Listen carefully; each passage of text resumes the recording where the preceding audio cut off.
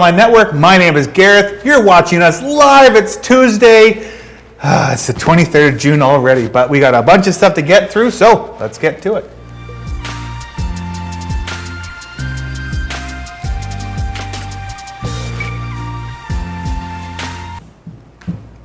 So because we have a visitor in the studio today, we're going to talk to her about what's going on.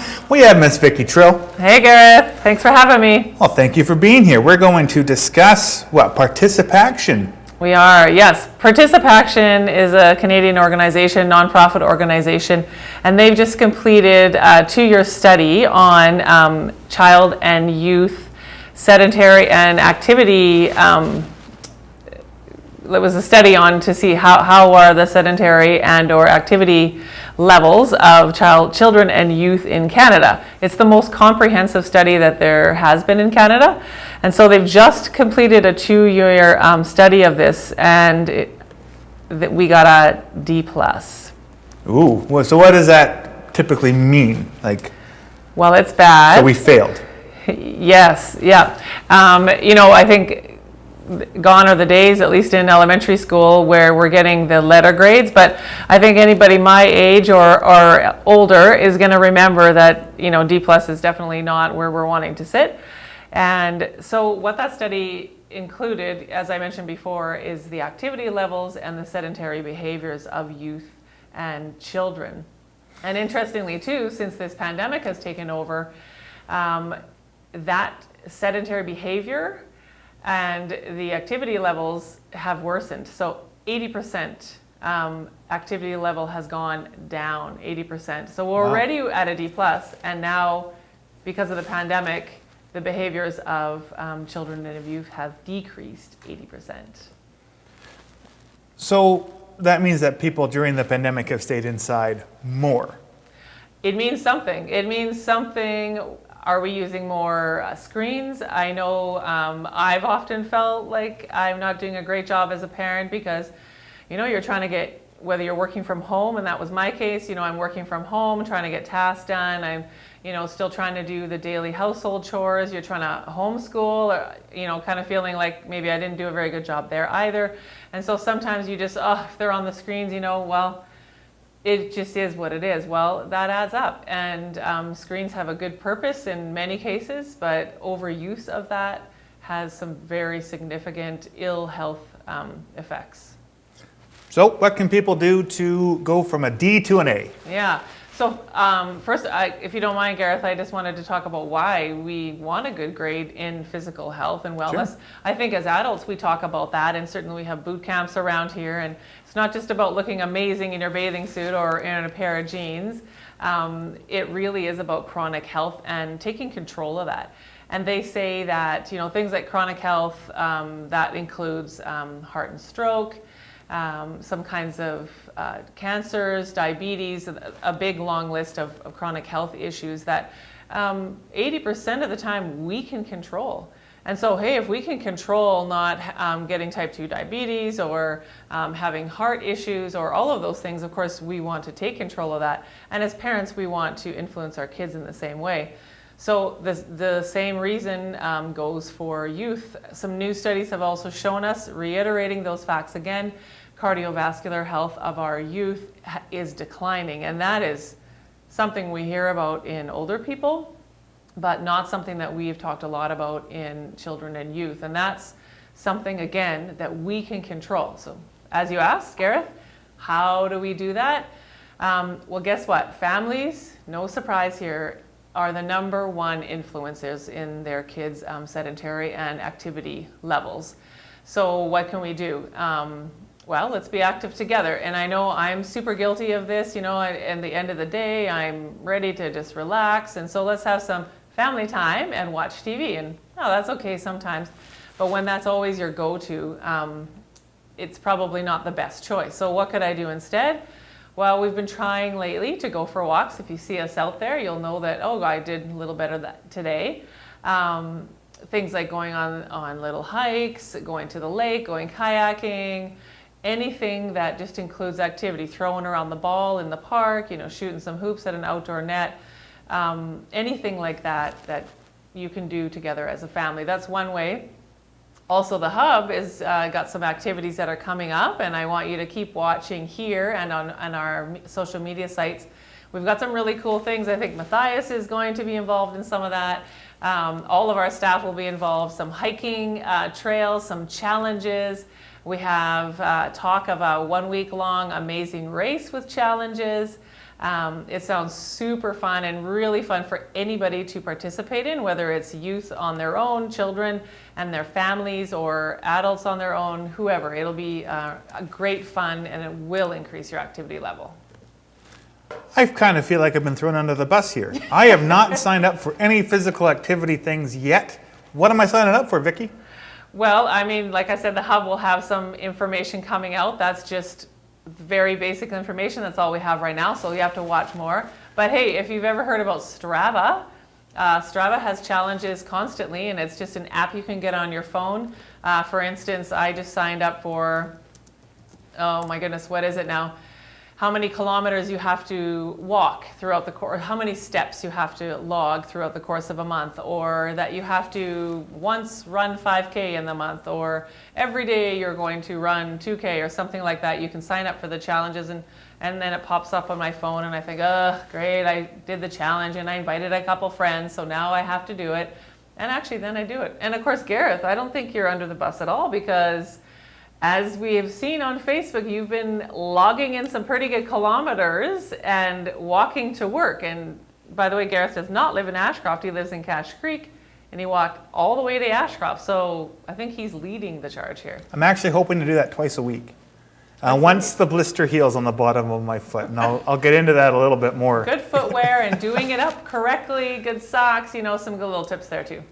Well, so actually, I might as well, because you're here, might as well talk about it now. So yeah, I did by the end of the walk, it was 10.5 kilometers. And I had done 16.5 thousand steps. I forget.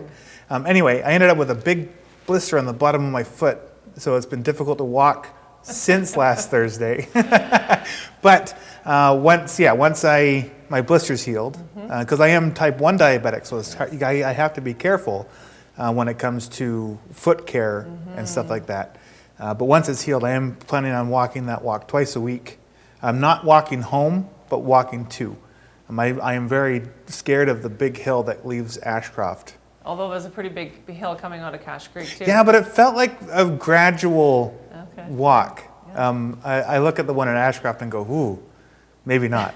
That'll be no problem. And actually, if you guys see Gareth, instead of say, oh my goodness, did your car break down? Just honk and wave, woo, way to go, Gareth. I should almost make a t-shirt. Yes, my car did not break down. I'm okay. Yeah. But we need a better, I don't know whose jurisdiction the bluffs are, but that walk, I tried walking on the other side of the berm, and it felt like if I had slipped and fallen, I would just go down.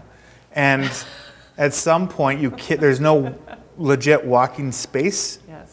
For a bit there is, but then it gets into just sagebrush right up against the concrete barricades. So I didn't hop back over and over and over. I just stayed on the road. So you're kind of doing hurdles as well, getting in more of a workout, even just jumping. Yeah, right? So I wonder if there's a way to maybe pull a Jim Duncan and just make a solid walking path on the other side of the cement barricade. Well, Jim Duncan, if you're watching this, maybe it's time for you to call that call line right now. You know what? Get off your butt, Jim, and go and make us a walking path along the highway. Yeah, he's been so lazy. Yeah, you never see him doing anything. But anyway, so thank you very much. Is there anything else you'd like to say about this participation? Well, you know what? There's lots I could say about it, but actually, if you read the report, it will give you all kinds of ideas for what to do with your kids. It gives specific, how many minutes per day is what's recommended, and what are some tips that you can use in your family. So just, Google search participation, what's it called, report card, and you'll see it there. You might not have mentioned this. Are there prizes for us if Ashcroft and Cache Creek ups their game? Is there something we can win? Or maybe we should have some prizes out there. Hey, if it makes us all more healthy and well, then hey, prizes, sure. I don't know. We'll have to think about that. You got any prizes? Yes, we will give a Hub Online Network mug. Okay. We have a bunch of mugs. Matthias, can you show your mug to the screen? This is the Hub Online Network mug. Orange interior, luxury. We We will. also have these shirts. You know, you could get a Hub shirt. So why don't we say that we'll come up with a Hub care package of some kind Yeah, Gareth just put me on the spot, but we're going to do it. to the winning household Okay. Yeah, love it. of Yes. either Ashcroft, Cache Creek, and the surrounding Indian bands. Let's say that's, we will do a video with that family, and we will give them a mug, a t-shirt of some kind, something for everyone. There you go. There we go. So that now it's on us to come up Yeah. with that care We'll package. try not to put anything that makes your health go down, just things that'll, pump you up. Yeah. There could be something super special in there too that we haven't even mentioned yet, so get excited and spread the word. And you can email your participation to hon@ashcrofthub.com, or you can email the hub at, what's your email address? You can send it to ashcrofthub@gmail.com. Perfect. Yeah, and please watch for the challenges that are coming up. Like I mentioned before, the hiking trails, and then we've got a week-long amazing race, which they're going to be both fabulous. So watch for that. And what should the deadline be? End of July? End of the summer? The deadline for For people with the amount of walking that they've done. For us to give them okay, the so prize. you know what? We could even try to walk to some place. We're like making this up on the spot here right now. So I think Gareth might just be trying to get his own prize since he's going to be walking. Yeah, I want to know what I'm getting. yeah, He's Gareth is just trying to win a get contest. Free mugs from I want a video made about me. I want a Hub Online Network mug because I'm not allowed to take one home. How about we start with this? You post this stuff on the HON Facebook page of a picture of your family walking, and then just put your kilometers in. And when we come up with the actual competition, we'll let you know. But you can start now, and we will be retroactive to whenever we do start. Awesome. How's Well, that for making stuff up on the spot? I love it. You know what? I think that this is a very good way of coming up with things. So It is. anyway, thank you very much, Vicki. I appreciate your Thanks time. for having me. And we will see you, I'm sure, sooner than later to talk about this again.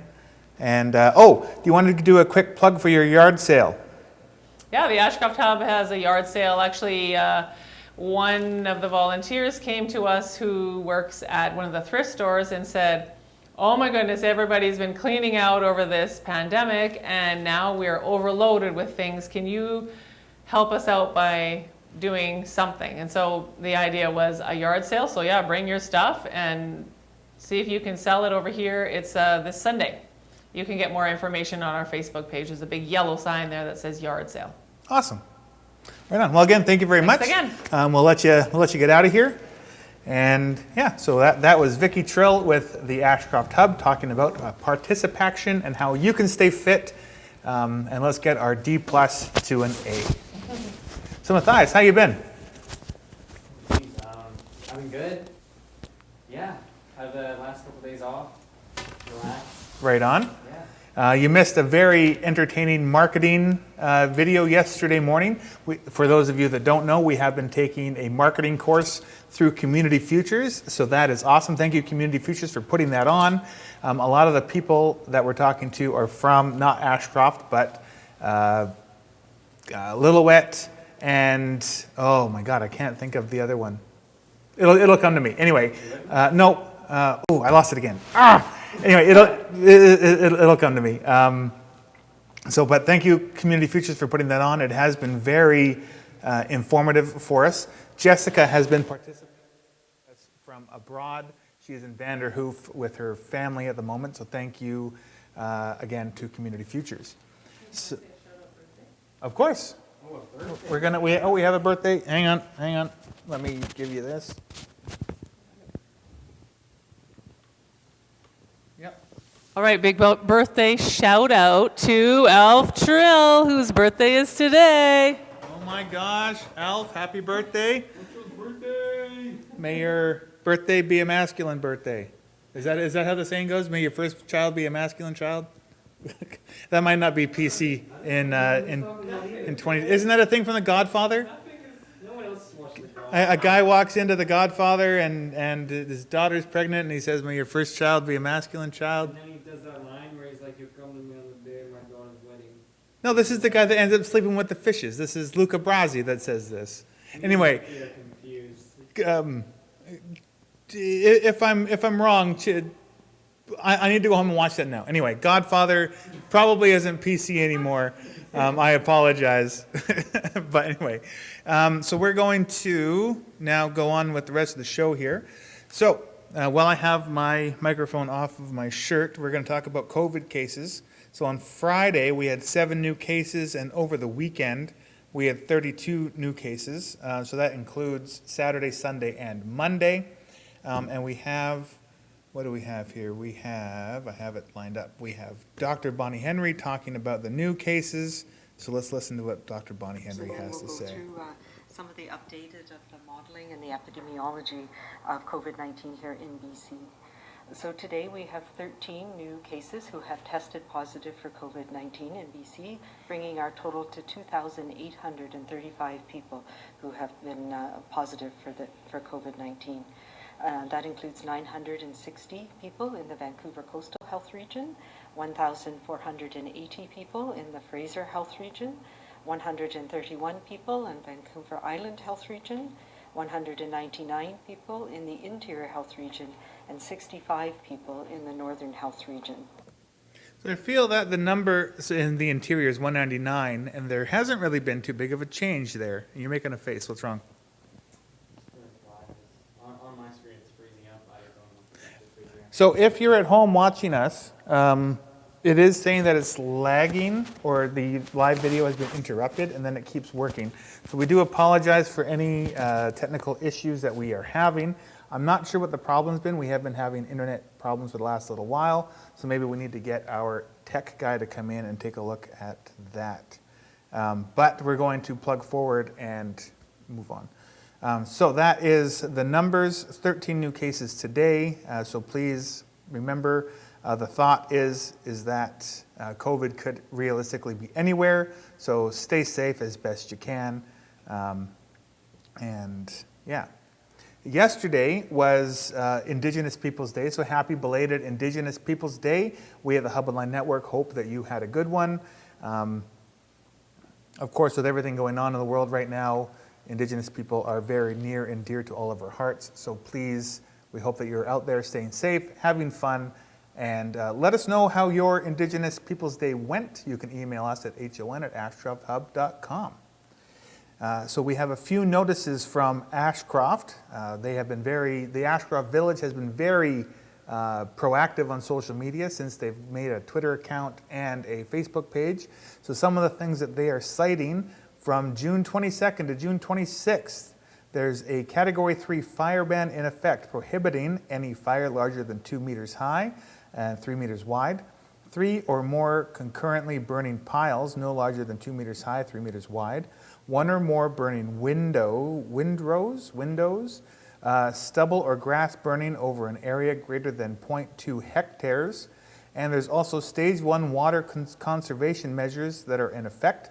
During Stage 1 water conservation measures, no person shall use a watering system to water a lawn, garden, or landscaped area on a property except at premises with even numbers, civic addresses on even numbered calendar days between 6 a.m. and 9 a.m., as well as 8 p.m. and 11 p.m. for hose, supplies, sprinklers, or between 12 a.m. and 6 a.m. for underground automated sprinkler systems. All premises with odd-numbered civic addresses on odd-numbered calendar days between 6 a.m. and 9 a.m., 8 p.m. and 11 p.m. for hoses, and sprinklers between 12 a.m. and 6 a.m. for underground automated sprinkler systems. During Stage 1 water conservation measures, the following uses are permitted: hand watering of flower gardens, vegetable gardens, decorative planters, shrubs, or trees, drip irrigation or micro sprinkler irrigation for watering flower gardens, vegetables gardens, decorative planters, and shrubs or trees is also permitted. 2, use of hose to provide water to wash boats or motor vehicles. if the hose is equipped with an automatic shutoff device. 3, watering of public sports fields, schoolyards, public parks, and cemeteries.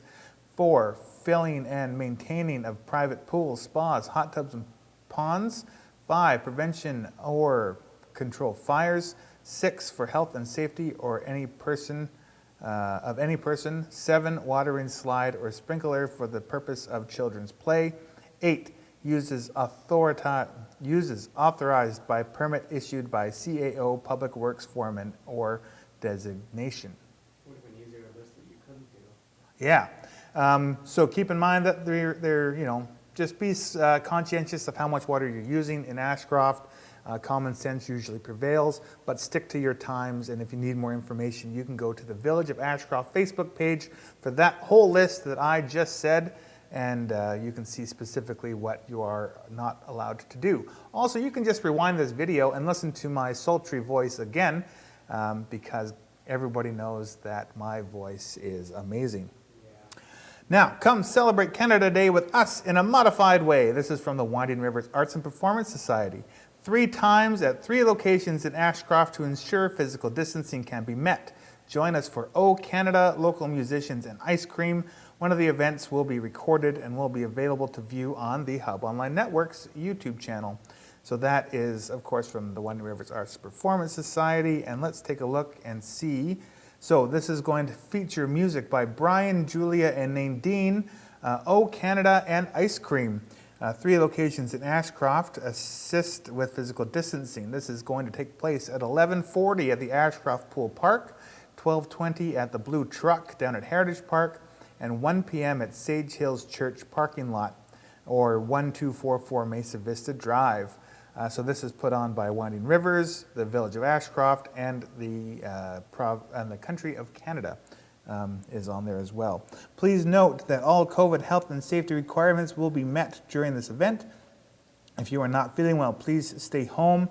One of the events will be filmed and will be available to watch on the Hub Online Network. So that is a poster that I was just reading, and you can check that out on the Winding Rivers Arts and Performance Society's Facebook page. What else do we got? Moving on to, so last night we had a live stream event of both Ashcroft and Cache Creek, but let's start with Ashcroft. So we had lots of engagement, which was awesome. By the time the live stream was over, we had 350 people that had watched it, which is amazing. Now that being said, if you watched it and you have not subscribed to the Hub Online Network, what are you doing? Subscribe to us. We're awesome. So please like, share, subscribe to everything that we're doing. Get the word out. But it was really great to see that many people that had watched it. I believe as of today, we had over 500 people that have seen it. Matthias, did you watch the council meeting last night? I didn't. What happened at the council meeting? Oh man, you missed so much. So the main reason that they wanted to do a live stream was to discuss with a representative from Kamloops the proposed zoning bylaw in regards to the old rodeo grounds. They want to change it from an agricultural to residential zone. So that's just over here. Now there have been other places that have wanted to take this and change it into a residential area, but for some reason they've all fallen through. And I'm not sure who the new potential buyer is of this land or the developer, but the amount of units that they want to put on into that space is pretty significant. And it would be affordable housing to my understanding, so this is a place where people can go, where it's a little bit cheaper than some of the bigger houses in Ashcroft. What are your thoughts? Do you think that's a good idea to have some lower residential priced homes? Well, is there anyone that uses the area who opposes to it becoming a residential area? There was one, not so much opposition, but more several questions, and this, of course, was Ms. Mertens. She is very up on all the bylaws and rules that has to be taken into account when these things happen. So thank you, Gloria, for all of your questions. Keep them coming. So right now, no one is technically opposed to it. Everybody that was at the meeting last night, there wasn't necessarily a vote. This was more for information, but everybody seems to be on board with new homes. New homes are always good. Try and bring in more population, which gives us more money for more services and all that kind of stuff. So that was pretty interesting overall. I think that where the concerns came in were some of the drawings were a little bit older, so there were some things on there that aren't necessarily going to actually happen if this were to go forward. So anyway, what else happened? They talked about, once that was done, the meeting went straight on into a normal session because Cache Creek's meeting went a little over. Normally the meeting takes about half an hour, 40 minutes. Cache Creek's meeting was an hour and just shy of 50 minutes last night because they had a lot of stuff going on, which I will get to in a moment. So I needed to be in Ashcroft at 6, and I didn't leave Cache Creek until 20 after 6. So I was a little bit late, and Ashcroft was gracious enough to wait for me to show up to film it, so, which was fantastic. So thank you very much for being very accommodating, Ashcroft Village. You guys are great. But when I got there, we set everything up, and we didn't get going until 6:45. They were supposed to start at 6, so they really waited for me. And the gentleman that showed up from Kamloops is the guy that I guess was really waiting, because he could have left at 20 after 6, but he ended up having to leave at 7. So thank you to, I believe his name was Alex. Thank you, Alex, for taking the time to wait. The council discussed Canada Day and the CFO's ongoing data mapping and evacuation plans. So what the CFO is doing is he's taking Ashcroft and he has made it into a really cool map where you can look up people's garbage cans. You can see how many garbage cans there are in town. You can see where all the water lines go. You can see where main assets of Ashcroft are. It's very cool. What was the big one you want? Even the mosaics. So you can go onto the Village of Ashcroft's website and you can click on this mapping thing and check out the mosaic walk, and it'll show you where all the mosaics are around town. So that's a very cool asset. Thank you, Yogi, for setting all that stuff up. And I'll get into a little bit more about Cache Creek and this mapping system in a moment. So what is this, an app? No, it's just on their website. So it's like a Google map that is a bird's eye view of Ashcroft, and it'll show you, so for example, the house that's across the street, it'll show you the lot size, it'll show you how much that property pays for in property tax, how much it pays for sewer, water, garbage, how much it, without telling anybody, people's names or anything like that. So if you're a potential buyer and you want to move here, you can see how much that property will pay or has paid this year in all of those different categories. And have they done this for other communities? Other communities have something similar, but the current CFO, what he's doing is he's finding a way to make it and then do this service for other small municipalities at very low cost. So instead of spending $1 million on setting this thing up, his program will do it for a fraction of that cost, just for his time in setting it up for you and showing you how to run it. So it's very cool. It's very nice of the CFO of Ashcroft to do this, because this is something that is potentially a big moneymaker for him, but he's not taking the cash. He's doing it as a nicety. So, yeah. And I advise you to check it out. It's very cool, and he has lots more. Another thing that he did was he's taken the map and he's changed it into like a 3D look, and he's made a escape route. So if there was another fire, and so let's say there's a fire, and we're not suggesting that there is going to be one, but if there was a fire on the mesa, he's made a bunch of escape plans to get out of the mesa. So you can go to the website, you can look this up, what the evacuation route is, and there's evacuations for walking out of the area, driving out of the area, and there's 2 or 3 different ways you can get out. It's all color-coded. It must have taken them a lot of time and effort to do this, and it's very cool. So again, go check it out. I believe it's all ready to go, and I believe it's all just on the Village of Ashcroft's website. And if I'm wrong, I'm sorry, Yogi, correct me if I'm wrong, but it should be up there soon if it's not up already. As of tomorrow, June 24th to June 30th, the Ashcroft Pool's front desk will be open for lesson registration, pool pass purchases, and pool rental reservations. So, of course, Cache Creek's pool is not opening this year, but you can get everything you need for pool stuff from the Ashcroft Pool. That is starting as of tomorrow, and I believe the pool actually opens on July 4th is the start date for the pool. You gonna go swimming, Gareth? I love swimming, but I don't know if I would. I'm going to say yes. Of course, I'll probably go once or twice. Everybody should go at least once to show your support for the pool. I'm going to miss the Cache Creek pool personally. I did go there quite a bit. Not so much last year because I was in my cancer battle, but many years previously I would go to the Cache Creek pool. So it's a little close to home that one's not opening up. But if my niece comes up to visit me, I'll be taking her there quite a bit, I'm sure. So how about yourself? You planning on pooling it up? Oh man. You know, I'm definitely gonna go once or twice, like you said, just to show support, but I'm not a huge swimmer. And I don't know, to be honest, the thought of going in a pool right now, where like a bunch of people are swimming, it's just a little bit daunting to me, especially, the last 3 months we've all been told, don't touch things other people have touched, don't do this, don't do that. What were you saying? Well, apparently now, again, there's so many things that we don't know about COVID, but apparently COVID doesn't go through water, especially chlorinated water. So if someone did have it, it wouldn't, in theory, transmit through the chlorinated water. Anyway, I know a lot of people are hoping to go back into Aquafit. Vicky and her Aquafit classes were a big hit last year, so hopefully everything goes well and we don't have to shut everything down again. But the phone number for the pool is 250-457-9031.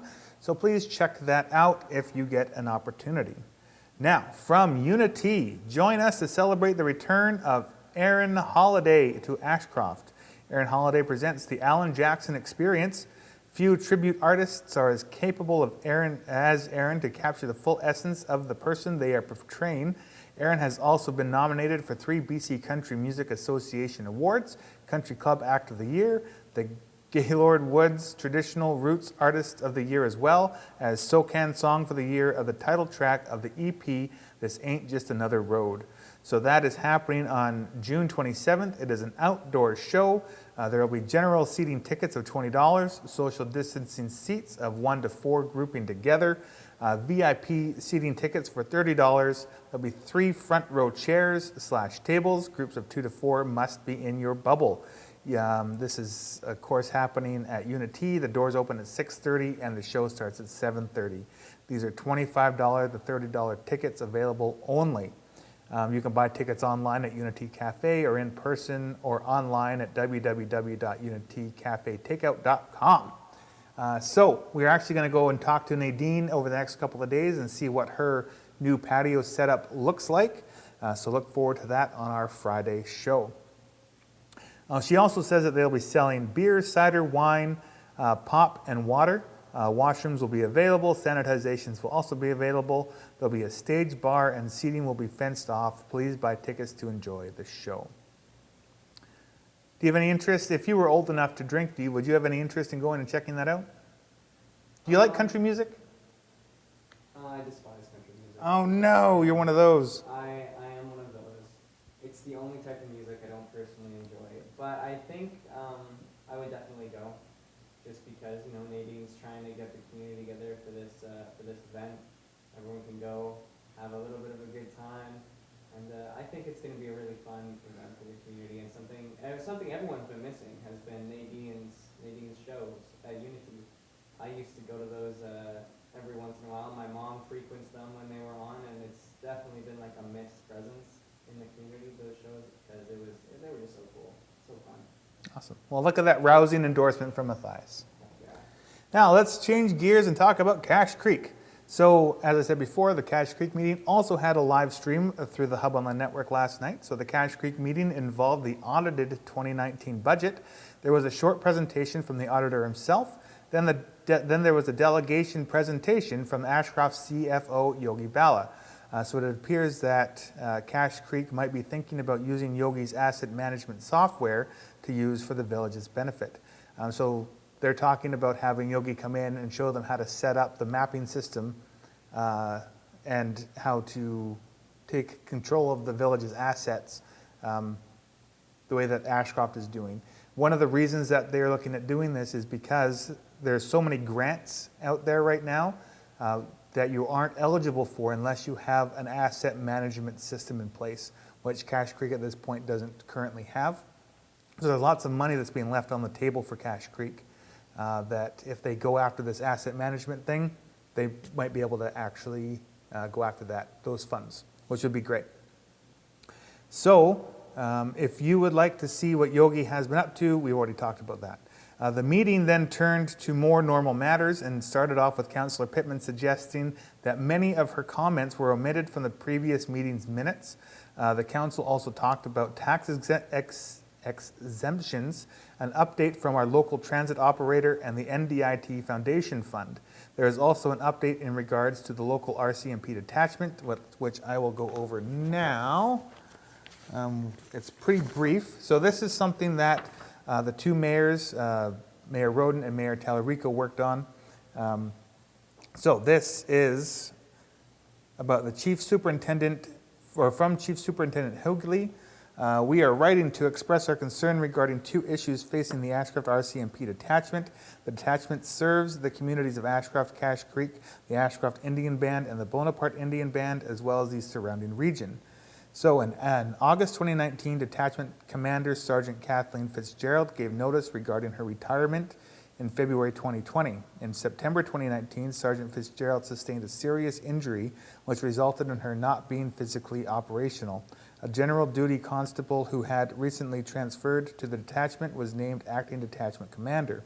Sergeant Fitzgerald duly retired in February 2020. Some weeks after that, we were informed that a replacement had been named, a corporal stationed in Kamloops. However, we have learned that he is not certified as physically operational, had not been certified as such for some time, predating the appointment, and has not yet taken up duties there. Duties here. We would like to know the reason for the delay in filing the position of detachment commander in Ashcroft, and when the communities served by this detachment can expect to see the position occupied on a full-time basis by a member deemed to be physically operational for the long term. The acting detachment commander is doing a commendable job, but the fact that he is having to balance the duties and responsibilities of being detachment commander with the duties and responsibilities of being a general duty member in a detachment that is already short-staffed leads to our second concern, which is short staffing at detachment. At the current moment, June 2020, the Ashcroft detachment has 3 general duty members out of the usual complement of 5, a situation which has been ongoing since September 2019. We also have only 2 out of a usual complement of 4 traffic members. Later this year, one of those general duty members will be transferring to the Ashcroft traffic section, leading to a very real possibility that the detachment will be down 2 general duty members out of 5, one of whom is already acting detachment commander. We want our communities to be safe. We are concerned about their safety given the short staffing at the detachment, the increase of travelers to and through the region due to summer, and the ongoing COVID-19 pandemic. At 60% of staffing, we must ask if our general duty members are able to practice proactive policing or if they are forced to be reactive. We must further ask that the situation will be like if staffing levels, we must further ask what the situation will be like if staffing levels drop to 40%. It is nearly 11 months since Sergeant Fitzgerald announced her retirement and nearly 4 months since she retired. We do not know why there has been such a delay in letting a replacement here, but that delay is unacceptable. and the situation needs to be resolved. If her named replacement is unwilling and or unable to take up the position, another candidate who is willing and able needs to be found immediately. We therefore need to know what the district is doing to solve the issues of both the lack of a detachment commander in Ashcroft and the chronic ongoing short staffing at the detachment. If a meeting with you would expedite matters, such a meeting would be arranged in a very short order. This is from Barbara Roden, Mayor of Ashcroft, Santo Telerico, Mayor of Cache Creek. So things like that I feel are important to read the whole thing through, so I'm sorry if that was a little bit boring for some people, but it just goes to show that there is a lack of policing in our area, and very sorry to Constable Kathleen, am I saying, yeah, Kathleen Fitzgerald. Sorry that she is out of commission, and may your retirement be a safe and happy one. Very nice lady, by the way. Yeah, She was, I was in cadets, and she was one of the COs, the civilian officers. Super awesome lady, super cool. I bet they'll really miss him over at the Ashcroft Detachment. in my few interactions with her, she was very nice. So then, lastly, the council discussed new operations for opening up the meetings to the public again and what that would look like. The poll, so I actually want to do a poll for this, Matthias, and we need to do this on Facebook. I'd like to have a poll that talks about whether the Cache Creek Village Council should move to the community hall where they can have more people from the public attend the meetings, or would the public prefer that they just do live streams via the Hub Online Network like we did last night. Typically, in my experience, not very many people go unless there's a hot button topic going on. But all of that can be funneled through live stream. So we're going to set that up after the fact of our show today on our Facebook page, and let us know your thoughts and leave a few comments as well. Also from Cache Creek, this is from Gold Country. They say, a big thank you to the village of Cache Creek for joining in on planting sunflowers. We're looking forward to the beautiful blossoms this autumn. The Sunflower Project, #ArtRootGold, #Seeds for Tomorrow. This is, again, from Gold Country in Cache Creek. And did you know that the official Cache Creek flower is a sunflower? I did not know that. Thank you for sharing that. That is awesome. So, from the province, parents of children with special needs, kids in care, and youth aging out of care will continue to receive pandemic supports through the summer months. Twice as many eligible families of children with special needs will get $225 per month for up to the next 3 months, and youth and young adults in care will be able to continue receiving the same level of services even if they are set to age out. So that is great news. It's very nice to hear that the province is taking care of children with special needs, which is awesome. So thank you for that. Of course, it's going to be interesting when we come to the point where we have to start thinking about how all this is going to be paid for. But for the short term, this is great. So now why don't we take a break from me talking, and let's take a look at a video that Jessica did about upcoming Anonymous art show. The Ashcroft Hub is having an art show this fall that is unlike any other. Why? It's anonymous. None of the pieces will have the artist's name on them. Anybody that wants to participate can. Have you always wanted to paint or create? Are you an artist looking for a summer project? Join in on the fun. 8x8 canvases will be created using any medium you'd like. The only restriction is that you can't sign the front of your piece. Register before June 30th, pick up your canvases in the middle of July, and spend the summer creating. Finished art needs to be dropped off by September 1st, with the art show starting September 12th. There will be a small live event, then all the art will be available to view and bid on via silent auction on the Hub website. The Hub is raising funds to help keep and create new programming at the Hub. The proceeds of each piece will be split 50-50 with the artist. Registration is $5, which includes a canvas, and artists can register up to 4 canvases.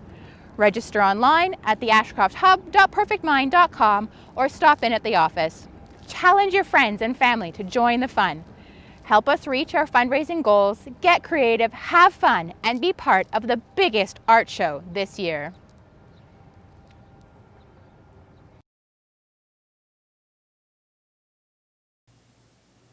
So thank you for that, Jessica, and Troy, who spent a lot of time putting that video together. But it was worth it, so thank you very much for all of that. Now, here's a reminder that the CERB is extended for another 8 weeks or 2 months. So this will take us to August. And for those of you keeping score, the extension does come with a $17 billion-ish price tag. Also, the Canadian-US border is still shut down to everything except essential services until July 21st at this time. So that is good stuff. Now, hang on, let me get back to... Now we have our, of course, daily updates from our local members of the House of Commons and the Legislative Assembly. So let's take a look at what Jackie Taggart's talking about first. So Jackie Taggart, main thing here, oh, where'd it go? Jackie Taggart talks about, where is it? I'm sorry, I lost it. Here it is. So BC Liberals call out Horgan's hazardous snap election plan. So what's going on is there was a training meeting with NDP leader John Horgan. We'll actually play what he said here just so everybody has a little bit of context. Oh, help with volume. Particularly, people traveling within BC and going to experience the rest of British Columbia in the summer. I'm sorry. Quiet, Bonnie Henry. It's not about seeing us. I want to remind you all, we're a minority government. We do not have a majority of seats in the legislature, and the election could come at any time. Parties in the United States, Democrats, who are working really hard to unseat the current government, so I'll leave it at that. And we need to learn from the experiences of other people in other places so that we can adapt and prepare for the coming campaign. I want to remind you all, we're a minority government. We do not have a majority of seats in the legislature, and the election could come at any time. This fall, next spring, or most definitely next October when the end of our mandate arrives. But I'm confident if we start work now, looking at the ways we can engage with people and address their challenges, not just because of the pandemic, but because of all the other challenges in our communities. The rise of racism, not just in the... So what the Liberal government is talking about, or the opposition, I should say, is talking about is the BC Liberals are raising the alarm on the BC NDP's plan for a fall 2020 election, right when a second wave of the COVID-19 pandemic is expected to hit. In a recording obtained by the BC Liberals from a June 9th NDP online campaign training event, John Horgan tells participants the election could come at any time. This fall, next spring, the training session was the first in an intensive 2-week program focused on how to campaign during a pandemic, including tactics geared to a socially distant election. Because John Horgan chooses to trigger one. Okay, the timing of the next election is entirely up to the NDP. If there's a provincial election in the fall of 2020, it's because John Horgan chooses to trigger one, says Mary Pollack, BC Liberal House leader and MLA for Langley, pointing out that the next election is not scheduled to take place until October 16th, 2021. If John Horgan wants an election this fall, he needs to explain to British Columbians why the NDP's political agenda is more important than their health, safety, and economic recovery. So that is one of the things that Jackie Taggart has retweeted, which, do you have any thoughts on that? It's moderately interesting if you follow elections, because there's no real reason, nobody right now, I believe, is clamoring for an election. No one's saying the NDP is doing a bad job.